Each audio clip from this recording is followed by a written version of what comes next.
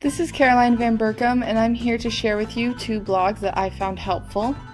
The first one is from globaldigitalcitizen.org, and it has 5 tips down here that are very helpful, I found, and they also have links in them to other websites that can help teachers and students. So there's the one blog, and it has some tools down here for using classroom technology, and it also has links for teachers as well as for students, and they're usually very helpful.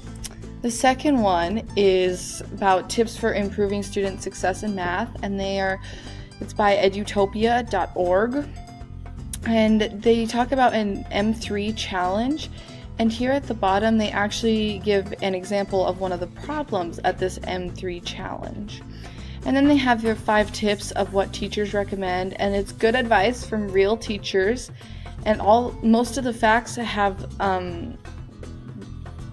statistics in them, and they also have sources attached to them. So that's pretty much it.